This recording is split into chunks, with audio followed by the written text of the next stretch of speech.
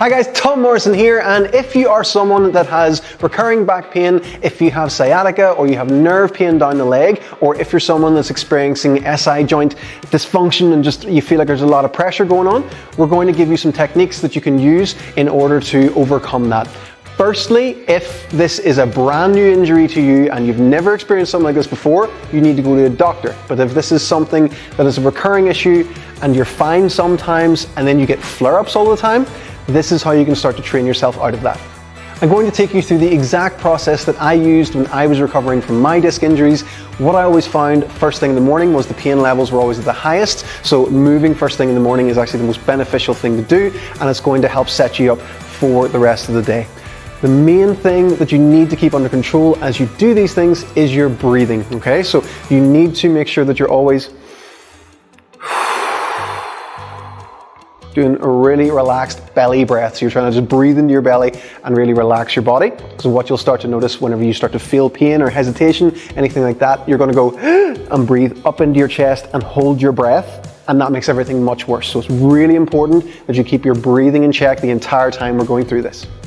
The very first thing that we want to do is assess where we're running into any hesitation. So we're going to use a passive test, which is going to be the toe touch. And like if this is, for me, this is as far as I could get at some points. If this is as far as you get, then and you're feeling a tug in your lower back or stabby pains, that's where you stop. You just deep breath in, deep breath out, and just test where you get to. So take a mental note of how low down you're getting, and this will change over time. Sometimes you'll be lower, sometimes maybe even higher. Other thing we're going to do is an active test. So we're going to test our deadlift position. So you're going to reach your bum back and away so that you can feel your hamstrings and then squeeze your bum to stand up, okay? So I went through a stage at one point where I had a lot of pressure in and around the SI joint. Anytime I tried to do that, I felt like someone was just punching me here and just trying to push me back forwards. So that's another thing that's not normal. So it's something that we want to try and train ourselves out of. So that's going to be your two tests: toe touch, and then how your deadlift position feels. And they should be two things that should be totally normal for you to do, and you shouldn't have any sort of hesitation or fear going on there. So that's what we're going to use our test. Now, I have a box here. Don't worry if you don't have a box. You can use a kitchen chair, you can use your sofa in your living room, or you can use your stairs. At home, I use my stairs, and I just put my leg up on about the third step. From here, what we're going to start doing is working on straightening the leg. What you're going to find is it probably feels quite sensitive to do that, so you want to work within a range that feels comfortable to you. So you're looking to play with your pain essentially a little bit, but in a nice way that you can tolerate and keep the breathing relaxed the whole time. So I'm going to do 10 reps right now. Ideally, we want to be here, and then we want to actually go to the legs fully straight, and that will feel totally fine. That's what we're after. When you're in a lot of pain, however, you might only find that you're able to go to about here, and that's fine. So we're going to do our reps slowly. I'm going to gradually increase my range as I'm doing these. You go off where you feel like you can get to, okay? So from here, we sink down in, give ourselves a bit of a wiggle, and then we come back. This will be one. And then forwards,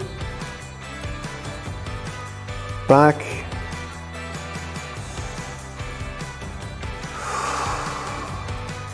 two, forwards, back,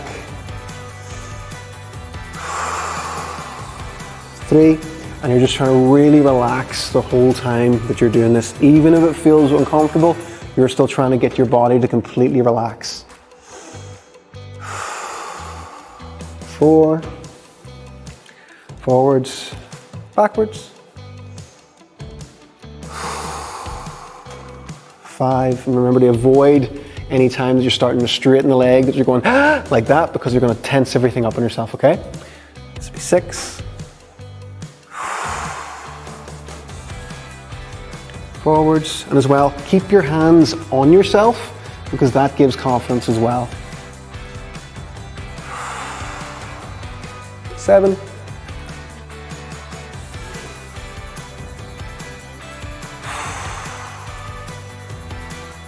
8. You may find if you're getting pain down one leg and not really so much the other one, this will feel worse on one side compared to the other side. I went through a stage of both legs just hurt just the same, or one only hurt as well.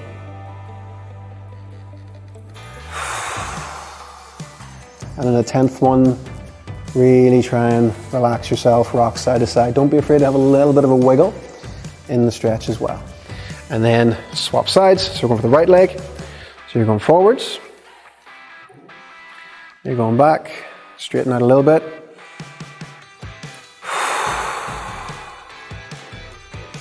Forwards. And at home I would be hanging on to my banister and my wall as well sometimes when I'm doing this as well. Anything that gives your body some confidence that you're not going to fall, because if your body starts to feel in any way that it's unsafe or going to fall, it's going to make things worse. Back again.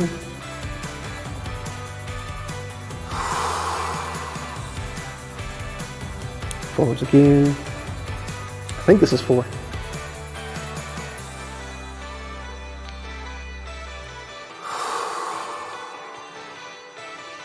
And really try and focus on everything relaxing and just restoring these things that should be normal for you.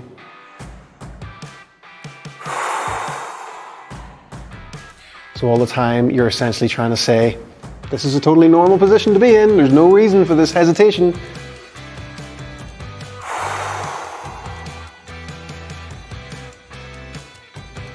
I think that's 7. I'm losing count now.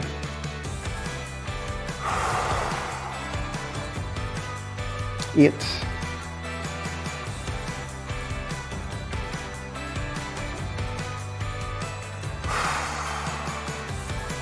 9. And last one.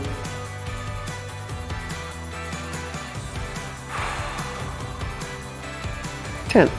Immediately after that, you then want to retest where you're at, and you should find you have some sort of improvement on your toe touch, on how low you can get down. Don't worry if you're not getting right down to the floors, but if you started here and you've worked your way to here, that's awesome.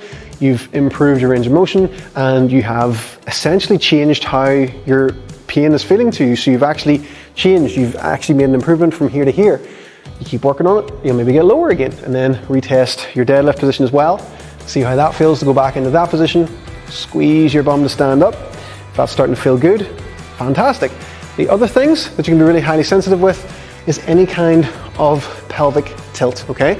So I went through different stages as well with this. I was really sensitive to any kind of extension here. It just felt stabby.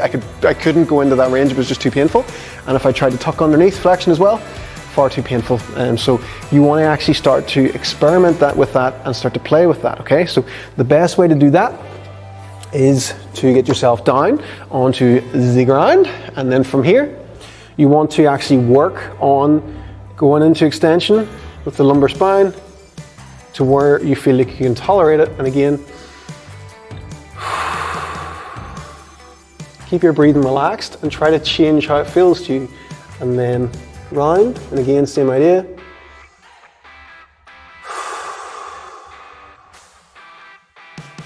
And then down.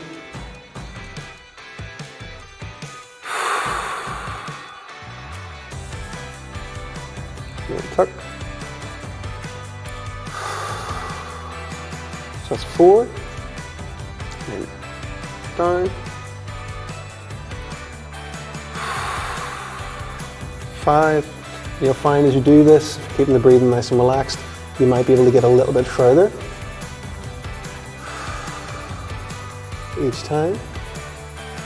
And then extend again. Really try and extend a wee bit more, see how it feels. I'm going to call it 6. Tuck again.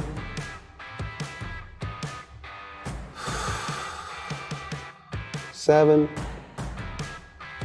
Extend. We'll call it really slow twerking practice. And then tuck.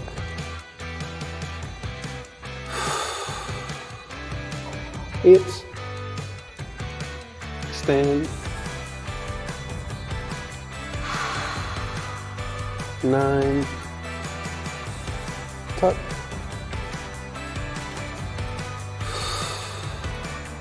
10. The other way you want to test as well is side to sidesies. So you're going to actually try and tuck yourself just down to one side. So you're really trying to hike everything up at the one side. From there, it's 1. And then tuck the other way. 2. And you can even start to play with this as well. So you can do a posterior tilt, so slight tuck, and go back into that side again. Other side again, keep the tuck. And then extend again. Back to the other side.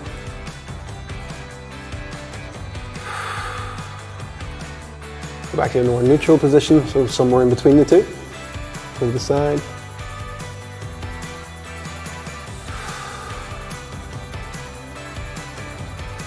If anything you need to regress and only move a little bit at any point, absolutely fine.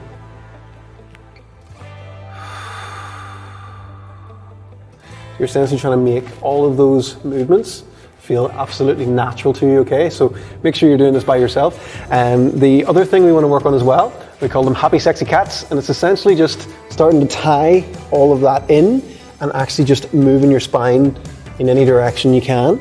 The big thing about this is to keep yourself relaxed as you do it, okay? So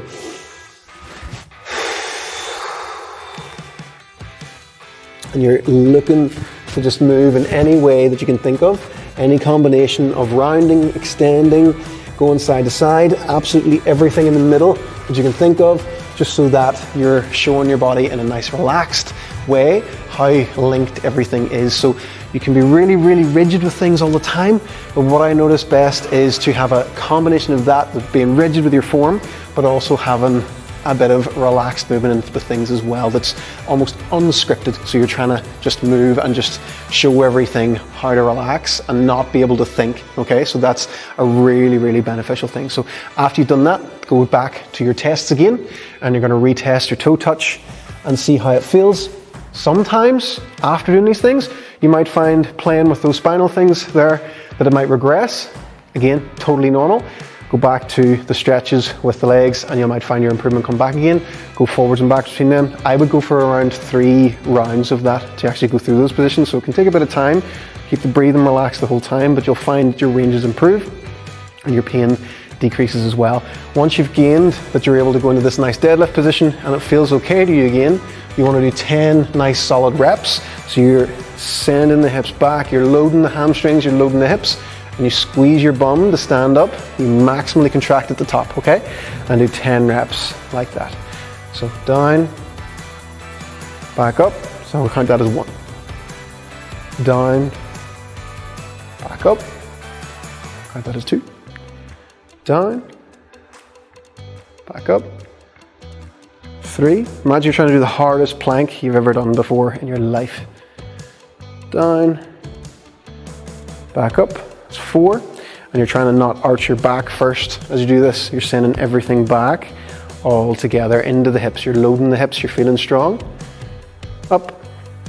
I'm gonna call it 5. Back. Up. 6.